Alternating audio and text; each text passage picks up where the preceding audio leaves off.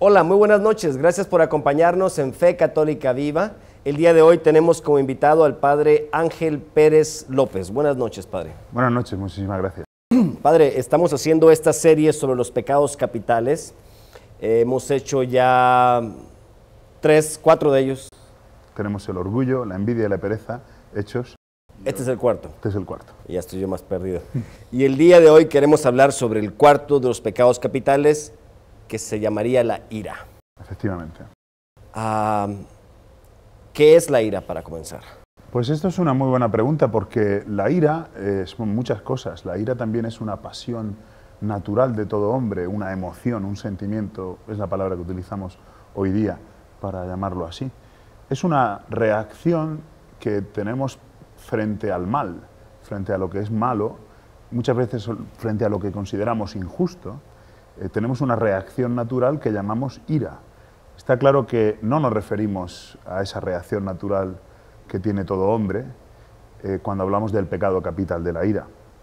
Porque, como ya hemos dicho en otros programas, los pecados, para ser pecados, coimplican nuestra libertad, nuestra voluntad, y no solamente algo que ocurre en nosotros. Y por tanto no se refiere a eso.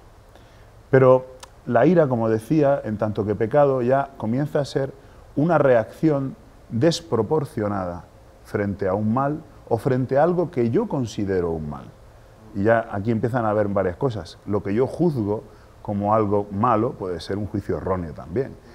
Y puede, aun siendo el juicio correcto, la reacción puede ser desproporcionada. Porque ciertamente es malo que le quiten a uno el lapicero, pero por ello no le va a dar un puñetazo uno a otro, ¿no? Está claro que es una reacción desproporcionada, ¿no?, frente a eso.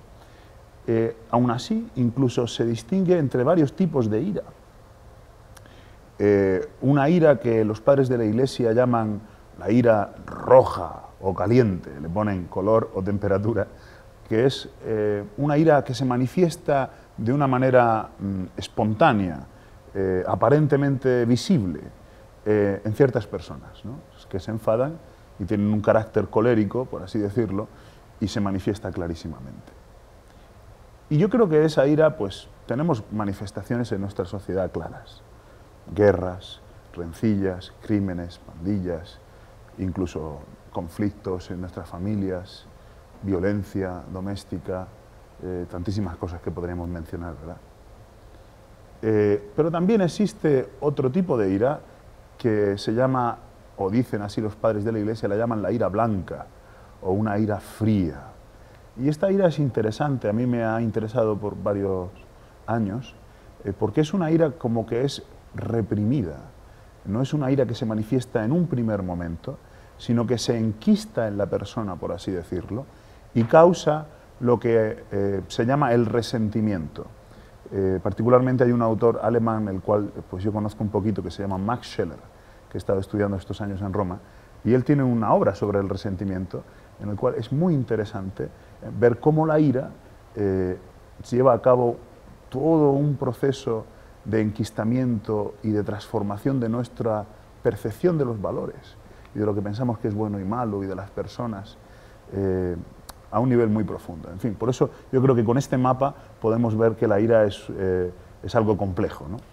Hasta cierto punto pensamos que enojarnos es normal, o como usted decía, responder ante algo que creemos que es injusto, que es erróneo, de manera agresiva, quizá, no agresiva, pero con coraje, es normal. Jesús mismo actuó con algo que le puedo llamar ira al sacar a los vendedores del templo. Sí, sí. Entonces hay una especie de coraje, de enojo, de ira, que es normal. Sí, además el Salmo, si recuerdo bien, el Salmo 4, versículo 4, saben que los salmos tenemos distinta numeración a veces, pero en este salmo habla de esto, de enojarse sin pecar. ¿Cómo es esto posible? Y se cumple precisamente en este ejemplo que tú mencionas de Jesucristo, el cual no conoció pecado. O sea, Jesucristo jamás pecó. Pero en cambio sí es verdad que echó a látigo, con látigo en mano, echó a los vendedores del templo.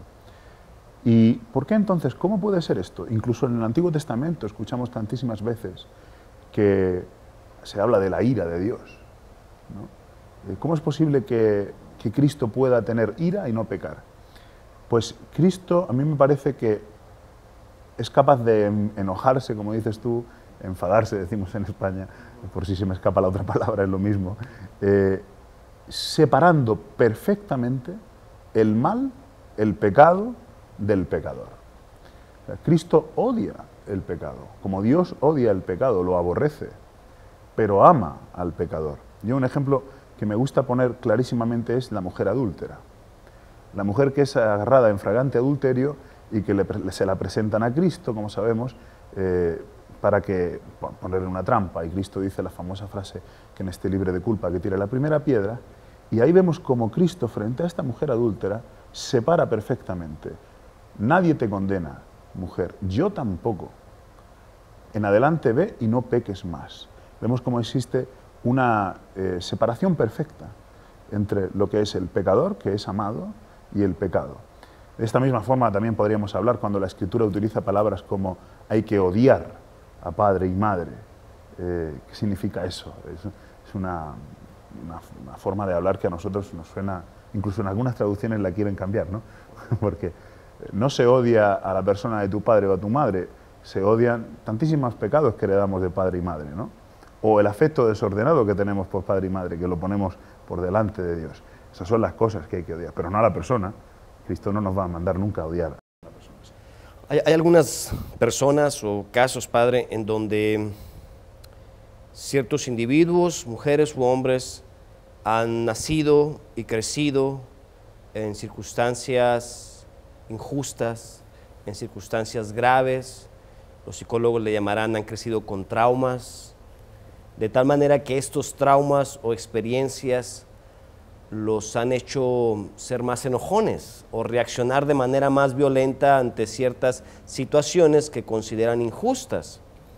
¿Puedo yo juzgar, no sé si juzgar, pero evaluar y llamarle que están cometiendo el pecado de la ira de la misma manera a estas personas que están respondiendo ante circunstancias que les ha tocado vivir? De tal manera que hay personas que son más enojonas que otras ante ciertas situaciones especiales. Se nos ha acabado el tiempo del primer segmento, así que te voy a dejar esa pregunta para el siguiente segmento. No le cambie, esto es Fe Católica Viva, regresamos en un momento.